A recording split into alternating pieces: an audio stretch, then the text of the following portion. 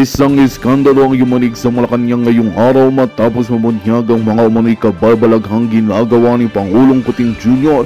at ng kaniyang asawa na si Lizata Nasmax. Ang mga balitang ito ay nagdulot ng malaking kontrobersiya at galit sa publiko. Ayon sa mga ulat, iba't ibang anomalya at katiwalian ang kinakasangkutan ng mag-asawang korap, mula sa maling paggamit ng pondo ng gobyerno hanggang sa mga iligal na gawain. Ang mga impormasyong ito ay inilabas sa isang whistleblower na may malapit na kaugnayan sa palasyo. Agad namang kumarat ang balita sa social media at mga balita na nagdulot ng samot-saring reaksyon mula sa mamamayan. Sa kabila ng mga akusasyon, maring itinanggi ni Pangulong Kuting ang kanyang pangaparatang. Ayon sa kanila, ito'y bahagi lamang ng isang planong siraan ang kanilang administrasyon. Nananawagan din sila sa publiko na huwag agad maniwala sa mga maling impormasyon at maghintay ng formal na imbestigasyon. Patuloy nating babantayan ang mga kaganapang ito kaugnay sa isyong ito. At yan nga ang balitang ating pagkakatutukan. Ngunit bago ang lahat, siguraduhin mag-subscribe at i-hit ang notification bell para sa patuloy na pagtutok sa mga suyap ng bagong balita sa tunay na boses ng masa.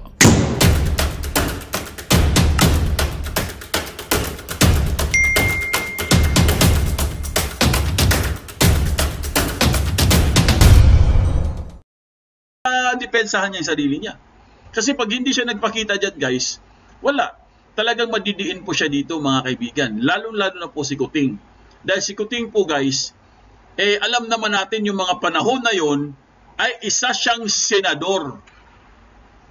Isa siyang government official. So pag government official ka, hindi ka pwedeng magbangag-bangagan dyan.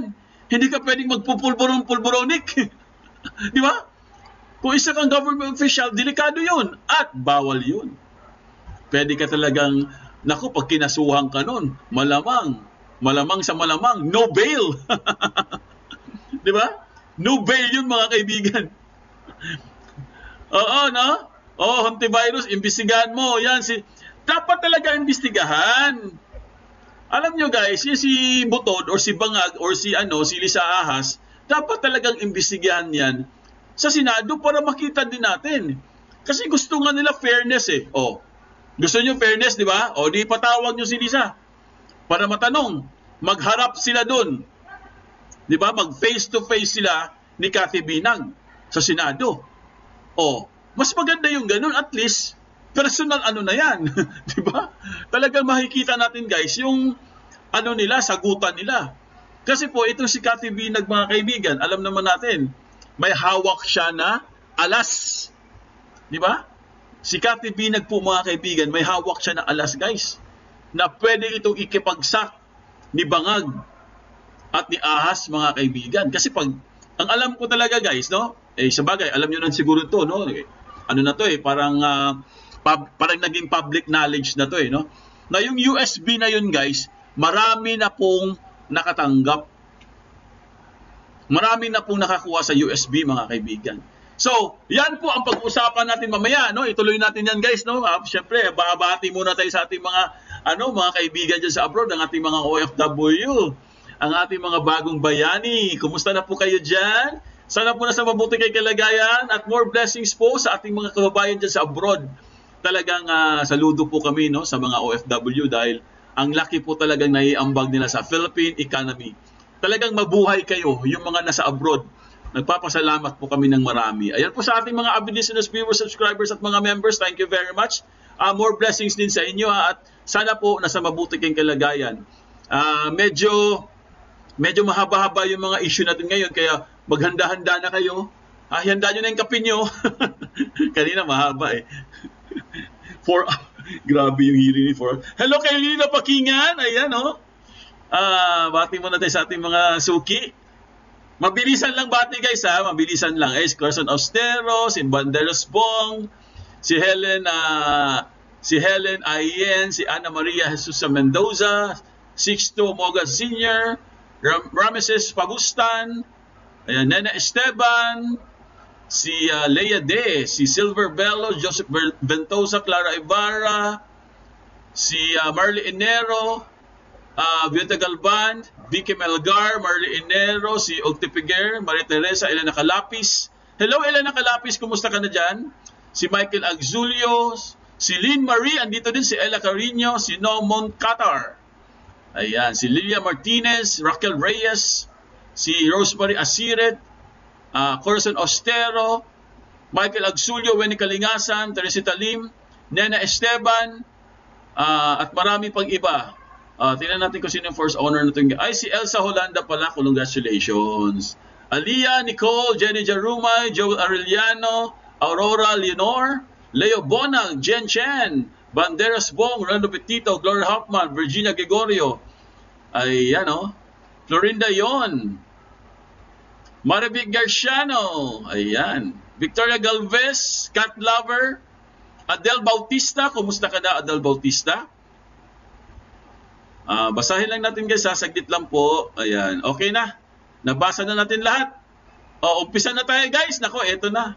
Si Vic Ortega, humabol pa. Vic Ortega, Boy Virginia Jr., Efren Anino, at si Mel Chomacera, Rosemary Asiret, at si Avita Mosqueda Avit, Loida Prasquete. Okay mga kaibigan, pakita ko lang sa inyo guys. Ano lang natin to, Ayan po mga kaibigan, Senator Francis Tolentino resigns from PDP due to differences on WPS 10. Ayan po mga kaibigan, si Senator Tolentino po, tuluyan na pong nag-resign mga kaibigan. Basahin po natin guys ang updates natin ngayong gabi para po maintindihan natin lahat. Senate Majority Leader Francis Tolentino has resigned from PDP citing significant differences on the party's foreign policy stand on the West Philippine Sea. Ayun, kaya pala siya nag-resign. Hindi pala sila nagkasundo sa West Philippine Sea na usapin. Nona Flores, thank you very much. Ay yung 249 pesos. More blessings po. Nagpalipad po. Ayan, maagang palipad. Thank you very much Ayan, Tolentino wrote PDP President and Senator Robert Padilla in response to the latter's request for him to leave the party to prevent any conflict of interest as regards political issues. In his letter to Padilla dated August 15, Tolentino attached his letter sent to former PDP President Palawan 2nd District Representative Jose Chavez Alvarez, informing the latter of his decision to disengage from PDP activities and he will pursue a path from now as an independent legislature effective immediately. Ibig sabihin mga kaibigan, si Senator Francis Tolentino po guys, independent na po siya. Ewan ko lang kung meron pa siyang iba pang napupusuan na partido. Pero nag-resign na po siya mga kaibigan sa PDP laban. So wala na po siya guys. Kasi nga, nung isang araw, meron pong balita dyan na si Senator Robin Padilla po mga kaibigan, hinihikayat siya na magbitiw na lang siya sa pwesto sa PDP laban para po makakonsentrate siya sa kanyang, sa kanyang mga gawain. So, pero guys, talagang tuluyan na po siya nag-resign ngayon.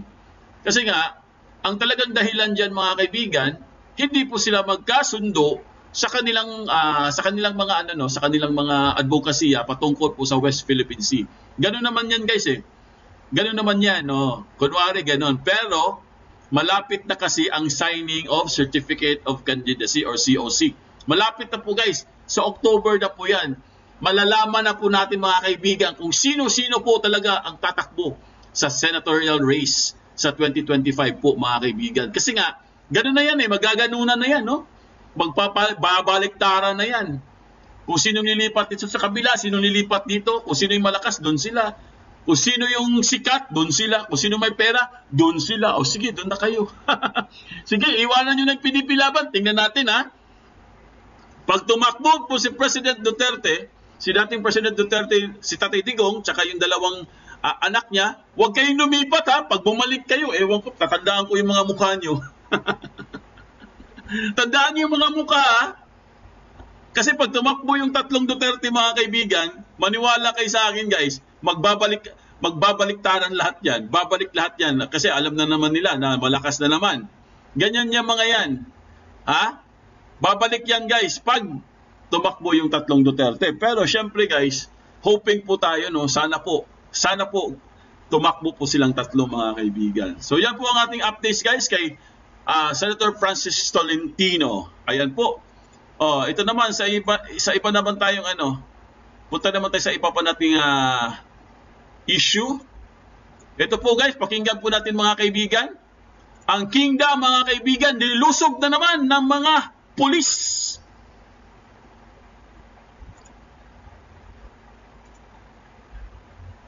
Illegal na nilusob ng mga kapulisan ang KOJC Farm sa Tamayong sa Davao City madaling araw ng Lunes.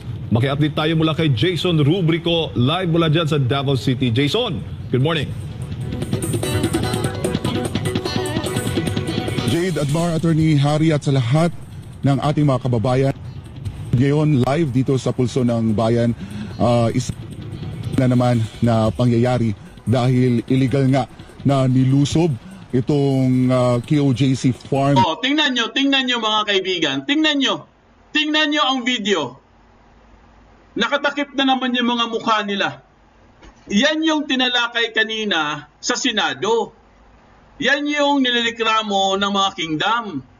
Kaya po, si Senator Bato po mga kaibigan, kanina nagsuggest siya kay General Torre na wag na kayo magtakip ng mukha. Tanggalin nyo na. Ayan o, nagtatakip na naman kayo. Kaya po yung mga tao dyan guys, lalo po silang na-trauma. Dahil sumalakay na naman itong mga kapulisan doon sa kingdom. Ito, compound. Isa to sa mga compound guys ni Pastor Kibuloy.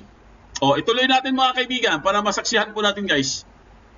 Dito sa Purok 3 ng Tamayong, Davao City, kung ano yung ginawa nilang paglusob noong June 10, 2024 sa 4 na religious compounds dito sa Tamayong at maging doon sa KOJC Central Headquarters ay muli na namang nilang ginawa dito sa KOJC Farm sa Tamayong at nakakalungkot dahil... Grabe yung mga takip sa mukha, no? Tingnan nyo guys, para silang mga robot, wala ka talagang makikita, mata lang. Ano ba to? Pulis ba sila o hold-upper? Nagtatanong lang po kami, ano ba kayo? Ano ba talaga kayo? Mga pulis pa talaga kayo? Baka mamaya, mga ano kayo ha? Mga masasamang loob kayo? Kasi talagang sa totoo lang guys, nakakatakot talaga yung tsura nila mga kaibigan. Promise po. Dahil mata lang talaga nakikita guys. Tapos madilim pa, no? Sino kayang hindi matataranta niyan? Kahit ikaw magdadrive ka, tapos biglang may haharang sa iyong ganyan? Sige nga, hihinto ka ba guys? Medyo magdadalawang isip ka, di ba? Ano ko, sino to mga to? Bakit nakatakip? Parang may lulusubin silang ano. Ibang klase. Baka mga preso nga, no? Baka totoo yung sinabi, guys. Baka nga mga preso to. Kasi may di ba sinabi ni Cathy Binag yan? Ay, mamaya alamin natin yan. Sinabi pala ni Cathy Binag yan, mga preso. Mamaya po, alamin natin yan, ha? Ito, tuloy muna natin, guys.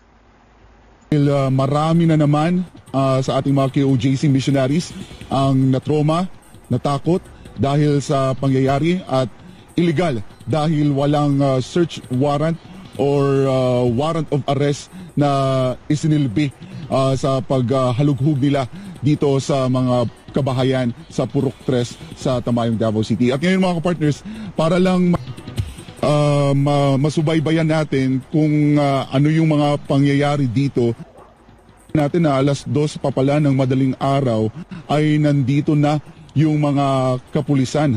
Nasa 3 patrol cars ang pumunta dito sa Tamayong at isinagawa nga itong illegal search o itong paghalughog nila sa mga KOJC Farm. At ngayon ay makakasama natin ang isa sa kagawad ng Barangay Tamayong, si Kagawad Joe Anudtuhan, para isalaysay sa atin kung ano talaga ang mga pangyayari. Ma'am, magandang umaga po. Live na live po tayo ngayon dito sa Pulso ng Bayan. Maaari niyo po bang ibahagi sa amin, dahil napag-alaman na naka-receive po tayo ng report na alas 2 pa ng madaling araw ay mayroon ng mga pulis at biglang nagkaroon ng mga checkpoint. Magandang araw po sa lahat. Yung kaninang nangyari, alas 2 ng umaga, tumawag sa akin yung isa sa mga leader na yung attorney natin doon sa checkpoint sa Kawayan, gihold. So, nagpunta kami doon. Pag akyat namin dito, pabalik, gihold na naman kami ng mga pulis. Pagkatapos, yung attorney natin ang kumausap sa kanila, pero hindi nila pinakinggan. Kaya bumaba na ako. Tapos sinabihan ko sila na, pati ako na konsihal dito, haharangin ninyo. So doon kami inirelease. Pagkatapos, naghintay kami doon sa compound hanggang 5:30. Pero nagsabi rin yung kasamahan namin na, ipaluap mo yung isang compound natin. So pagtawag ko, hindi sila sumagot. Kaya pala, dahil madaling araw ng 2 AM, nandito sila, dito sila lumusob. Dito sila nagawa ng karumal-dumal. Yung mga kabataan natin ngayon, hanggang ngayon, tingnan natin, na-trauma lahat. Yung mga kapatiran natin dito, pinadapa. Tapos, tinutukan ng baril. So, mga kawalang hiyaan talaga yung ginagawa nila. So, bakit sila ganyan? Bakit palagi nilang ginagawa dito sa Tamayong na napaka-peaceful ng lugar na ito?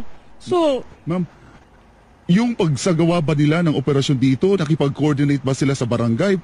Imposible na makipag-coordinate dahil madaling araw nangyari. oo nga. So, wala talaga. Coordination ginagawa yung mga pulis na yan. Wala talaga silang mga coordination dito sa barangay. So, hanggang ngayon, wala talagang imik. So, may nagsabi sa akin kahapon na ganyan na naman ang gagawin nila, kaya kami nakapaghanda. Pero dito pala ang nila, punteriya sa isa sa mga farm ng KOJC. Ma'am, sinabi ba nila kung bakit sila magpapatayo or magsasagawa ng checkpoint?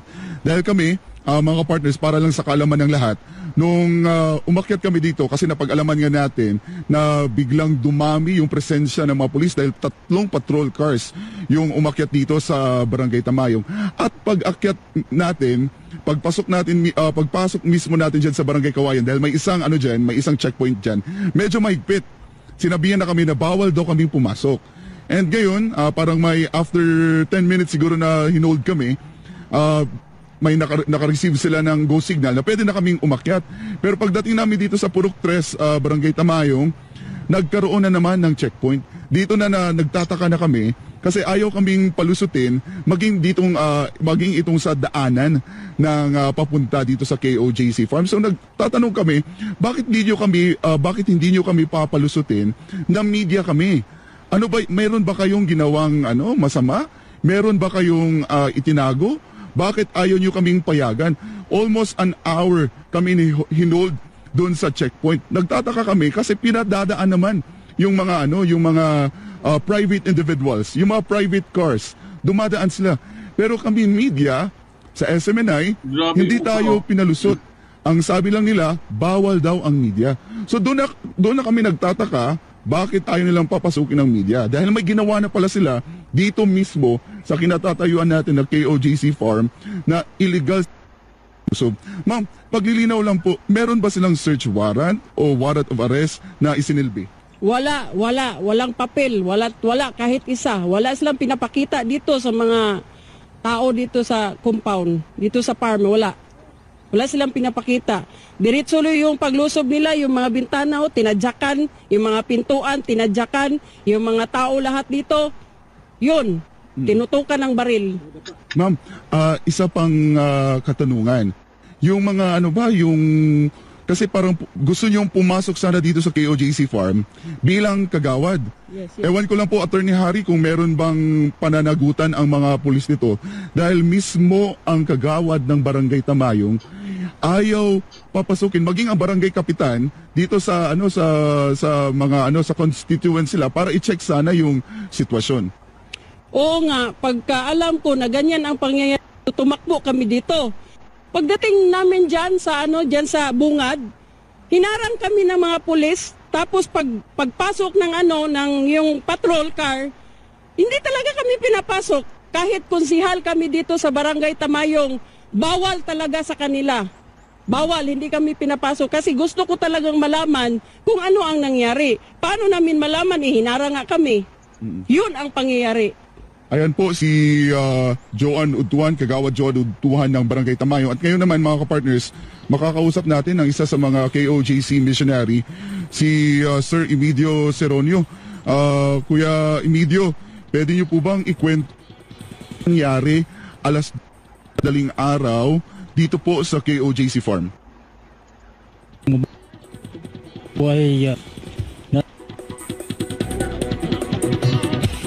Ang pangyayari kaganina, mga 2 ng umaga, yung nagawa yung pag-search nila dito sa loob. Tinadyakan yung mga pintuan, pagkatapos pinasok, tinutukan ng baril. Sa mga mukha pa namin tinutukan. Kami po'y natulala sa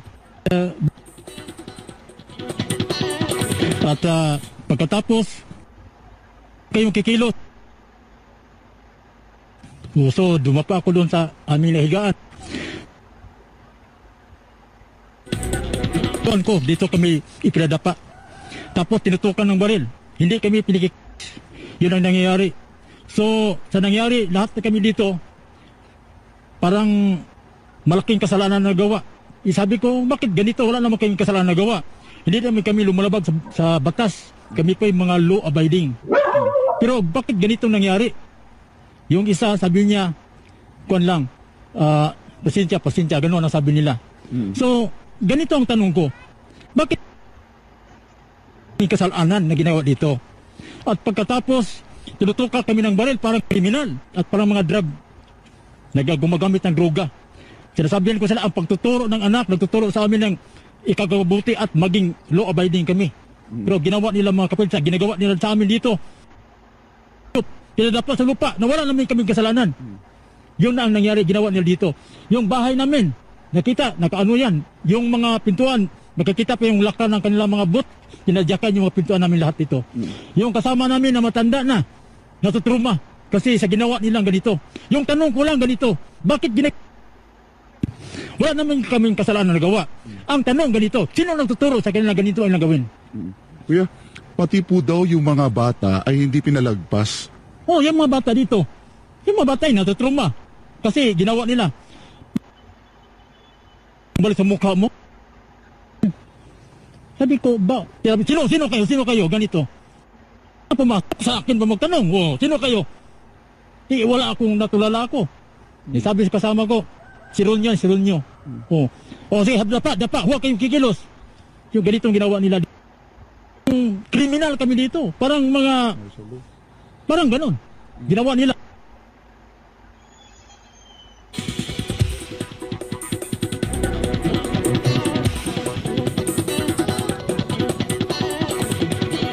Tunay ng kanilang legalidad, ng kanilang operasyon? Wala sila walang cert of warrants, walang warrant of arrest silang ipinakita dito. Sabi na nila, yung mga saan ba yung compound ni Inting, yung Inting lang na yung pinupuntahan nila. Sabi nila. Kasi sabi nila hindi na kayo sila makapapasok doon sa mga malaki kasi may kaso daw nakakuan sa kanila dyan. Dito sa amin, dito na ginawa nila, di basta-basta. At maliban kay Kuya Emidio, makakausap rin natin si Ma'am Vilma para patotohanan kung ano yung nangyari nga dito sa KOJC Farm. Malinaw yun mga kapartners, mula kay Brother Emidio, walang search warrant, walang warrant arrest na isinilbi sa kanila. So, persahang pinasok. Mamaya, may mga footages tayo, ipinapakita yan. May mga gamit na nasira, mga bahay na sinira, mga padlock, mga na winasak. Po tayo. Yung nangyari po, yung paglusob ng mga kapulisan dito sa KOJC Farm, ano po yung matatandaan po ninyo? Magandang umaga po sa lahat na nanonood sa live na to. Kaninang umagang alas 2, narinig ko parang nag-away yung katabi naming kwarto. Sabi ng ko, ano ba yun? Sandali, pumasok na kaagad sa bahay namin. Pagising ko, nagkakagano na ang mga baril nila. Dalawa sila, nakatutok na sa amin. So pagbangon, sabi ko, Amahan, bakit ganito? Wala naman kaming ginagawa. Sabi nila, labas kayo, labas. Sinong pangalan nyo? Sabi ko, si Ronyo. Labas kayo, pinadapa dito. Si Edwin, asawa ko at ako. Sabi ko, ayoko dumapa dito sir, maputik, basa. Ayoko. Sabi niya, sige te, mag-upo ka na lang te. Yun ang natandaan ko kasi padapa ko nila dito. Ayaw ko magdapa kasi malputik at saka basa. Yun na pinaupo ko nila dito lang sa lupa. pinututukan din kami ng baril. Ma'am Vilma, may kasamahan rin po daw tayo dito na matanda, senior citizen na sumigaw kasi siya lang mag-isa sa kwarto tapos biglang pinasok ng mga pulis. Meron po, sumigaw po siya kanina, akala ko anong nangyari. Ganun pala, linusob na din siya doon, winasak yung pintuan niya, nasisira yung pintuan niya kasi isang matanda na kasama sira-sira, ayan, sa farm. Yun lang po. Ayan, maraming salamat Ma'am Vilma. So yun mga partners, malinaw na yung ginawa ng ating mga ng mga kapulisan dito sa KOJC Farm ay paglabag nga sa karapatang pantao dahil wala silang search warrant, wala silang warrant of arrest na ipinakita o isinilbi, tinutukan ng baril yung mga walang kalaban-laban, mga inosente na mga kababayan natin dito o mga kapatid natin ng mga KOJC missionary dito sa KOJC Farm. Ang tanong, malaking tanong ng ating mga kapatiran dito, sino ba ang nag-utos sa kanila? Dahil wala naman tayong ibang pwedeng sisihin kung sino yung leader ng kapulisan. First and foremost, itong sa DILG, Department of Interior and Local Government, Secretary Benhur Abalos.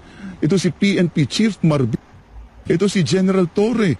Ito si Barantan, ang PCO Director sa Davao City. So sila naman yung pwede nating tanungin. Kasi kung sila ang ulo ng mga kapulisan na lumusob dito sa KOJC Farm sa Tamayong, Davao City. Mga kapartners. Jason, tanong lang, nung madaling araw, alas 2, hindi ba? Nung lumusob yung mga otoridad dyan, meron bang nakapag-video gamit ang kanilang mga phone, mga residente dyan? Yun ang nakakalungkot mga kapartners. Dahil mismong pagpasok ng mga kapulisan, ating mga KOJC missionary, biglang kinuha ang mga cellphones nila. Tapos hindi na ibinigay sa kanila. During the operation, kuha ng picture. Actually, mayroon tayong isang kapatiran dito na KOJC missionary na sinabihan siya, tinanong, ano yan, kumukuha ka ng... Gusto mo bang mamatay? Yun ang sabi ng pulis sa kanya. Yun yung testimony niya sa nangyaring paglusob ng mga kapulisan dito. Partner Jade. Hindi na ibinalik yung mga phone after the operation, yung mga kapulisan dyan? Jade, after the operation, ibinalik naman yung mga cellphone pero too late na nga at hindi na sila nakapagkuha ng mga... Kasi yung mga after the mga KOJC missionary, natakot na sila kasi balisang-balisa sila. Di nila alam na ganun ang gagawin sa kapulisan. Ayan po mga kaibigan, ang update natin guys sa Kingdom, isa sa mga compound po, nilusob po ng mga kapulisan guys. Kaya pala wala na ko ang video kasi karamihan po sa mga insidente guys doon sa Kingdom, nakakuhaan ng video eh. Pero this time guys, wala po nakakuha ng video dahil kumpiskado po ang kanilang mga cellphone. Kinuha. Siyempre, kinuha ng mga kasi alam na nilang kukuhaan sila eh. Mag-viral sila, sigurado. Kaya itong mga kapulisan na to, kinuha din nila yung mga cellphone. Grabe, ano ba to? Hold up pa to, hold up. Eh, buti naman, binalik naman nila after ng operation. Pero, hindi po dapat kunin ng cellphone eh. Di ba? Anong kinalaman ng cellphone? Eh ano ngayon kung kukuhanan ka ng litrato or kukuhanan ka ng video, eh nakatakip naman kay lahat. Wala namang nakikita sa inyo kundi mata lang. Tapos natakot ba kayo sa video? Sus, Mariosep naman kayo. Ano ba nangyari sa inyo? O syempre, alam na natin kung sino nag-utos niyan. Di ba? Wala nang iba. O, sino pa ba mag-utos niyan? O ito po ha, basahin po natin guys itong sinabi po dito ni Mr. Jason sa po sa kanyang Facebook page ha. Basahin lang natin ha para kay Marbel. Marbel, makinig ka ha. Captain Marbel. Marbel. Barbel ba? Marbel. Marbil pala, Marbil. Oh, pakatanga talaga ni PNP Chief Marbel. Naku, grabe sabi ni Mr. Jason sa. Grabe naman to si Mr. Jason sa. Grabe Ito, galing po sa kanyang Facebook page to, ha? Oo, hindi po gawa-gawa lang to. Galing po ito kay Mr. J. Sonsa. Oh, pakatanga talaga ni PNP Chief Marbil. Naku. Sa Senate hearing kanina lang nagbasa ng Supreme Court ruling tungkol sa police action on the merchant ship at ginawang justification sa ginawa ng PNP noong June 10 of 2024 na paglusob sa kampo ng terorista na inihambing sa mga fixed places of worship and school buildings ng Kingdom of Jesus Christ. Sa susunod, Mr. Marbil, mag-aral ka ng mabuti bago ka humarap sa isang public hearing ng Kongreso. Nakakahiya ka na kumakatawang ka na sa mga pulis na ang ibang mga opisyal ay mga nagsipagtapos ng abogasya at ang iba ay mga abogado na. Ayan. Akalain mong ihambing mo ang raid sa barko o sa vapor doon. Magandang balita ang hatid namin sa inyo ngayong araw. Sa pagtatapos ng aming balitaan, nagbigay kami ng mga mahalagang impormasyon. Maraming salamat sa pagtutok at pagsuporta sa aming programa. Huwag kalimutang manatili sa mga susunod na araw para sa mga bagong balita at mga kwento na dapat nating abangan. Mula sa Boses ng Masa, magandang araw, Pilipinas!